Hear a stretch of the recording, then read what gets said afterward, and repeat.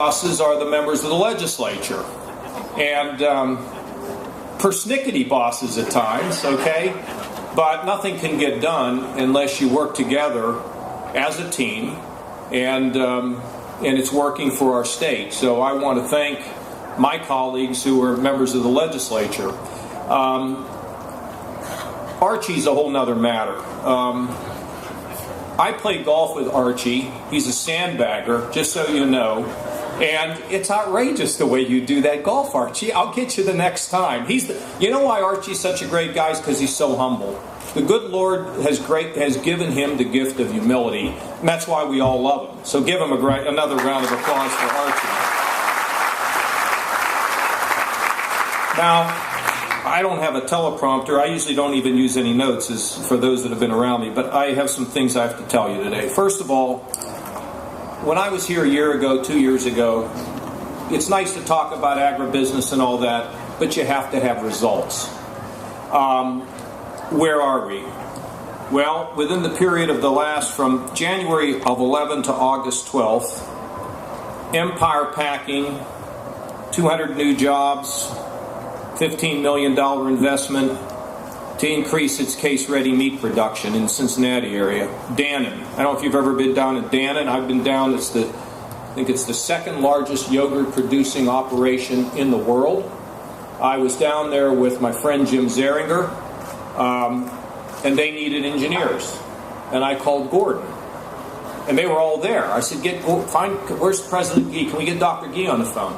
So I get the CEO talking to Gordon, and we locked down 100 jobs, and we also locked down the ability to take our students and train them in the very complicated process of making yogurt. This is not some simple little thing. You've got to have the engineering capability to get it done. You should all go and visit a plant if you ever have a chance. It's very interesting. And Gordon, you remember that call, and he responded, and Dannon responded with 100 new jobs and $177 million worth of investment. White Castle was looking around the country. Another 100 jobs, $18.5 million expansion. New processing facility for frozen hamburgers sold across the country. It's in Vandalia. Exciting day that happened.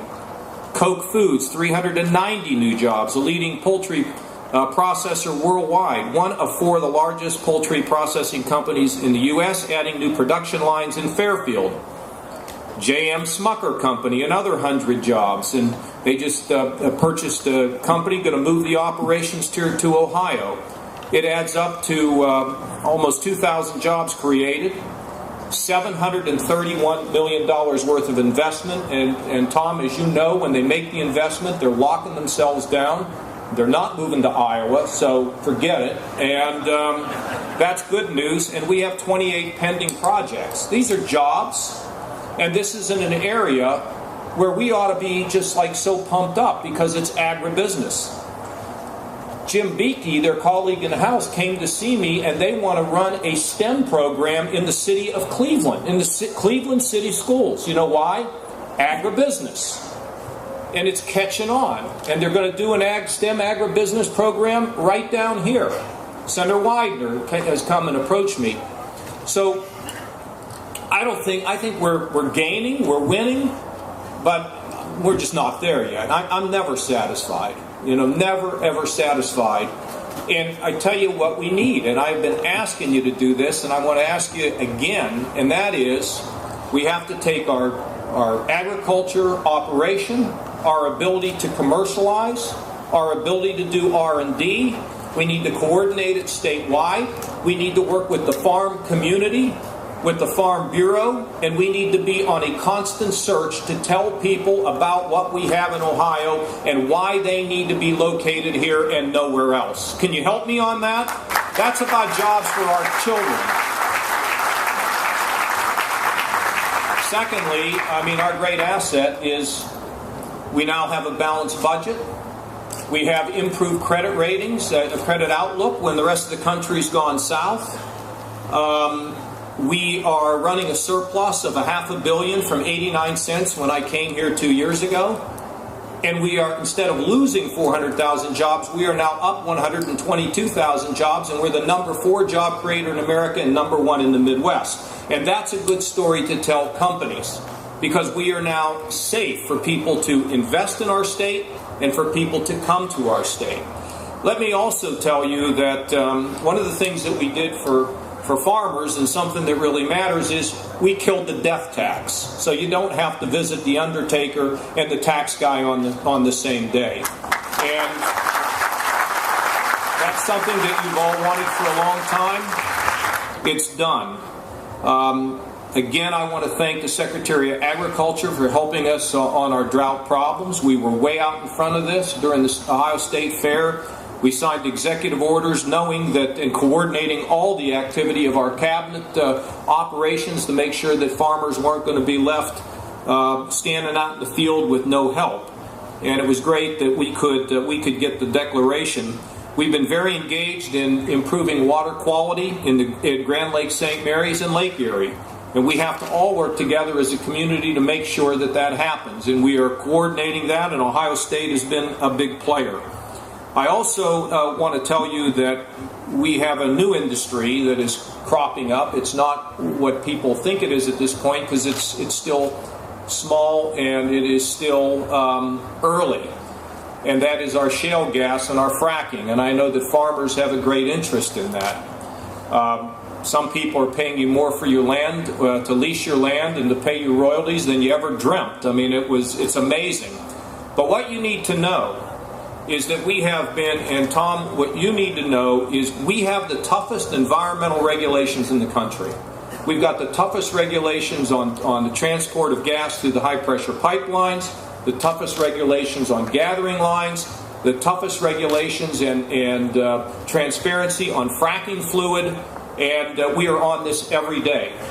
So tell the President we're doing okay with this. We don't need really any help from Washington to manage our industry, please, if you will do that. But it's exciting for all of Ohio, and if this turns out to be what we suspect it can be, it can really significantly help us. And you should also know that I'm engaged in the process now to get big out-of-state oil companies to pay for some of the value they take out of our state. And I want to reduce that income tax. That is one thing we need in Ohio. We need to have the tools to be competitive. I talk to CEOs all the time, and the more tools that we have in our quiver, the better we are. Ohio's coming back, but we can't rest. We still have too many people unemployed and too many people who have been left out of the progress. That's why we have to continue to do this. So, ladies and gentlemen, this is obviously a great event. And to some degree, this is my report, that it's not all about talk and it's not all about rhetoric. Put it on the table. How many bushels are you getting off of that acre? How many cows did you milk? You know, that's really the bottom line for all of you, and the bottom line for us is how many jobs are created, how are we using the assets that we have in our state, and how do we build a great team to make sure that Ohio, because I'm going to tell you, Gordon mentioned it, 11.6 million people, great cities, great suburbs, great rural areas, and a great base of industry from agriculture to energy to manufacturing to financial services. We're waking up a sleeping giant here in Ohio. We got a long way to go. We've come a long way, but I see nothing but, at this point, blue skies and a bright sun for the state of Ohio. So congratulations on another fantastic program here, 50 years. And let's not forget, last year I was leaving the Farm Science Review with Gordon Gee. And we're riding in the car, and he says, you know, Gordon, he has to talk about things. He says, I have a secret. So I'm wondering, why is he telling me? I'm glad he did. 1 year ago, Gordon Gee said to me, I think we have a great chance to get Urban Meyer to come to Ohio State University. And guess what? He's here, we're undefeated, and Hawkeyes, watch out. Thank you.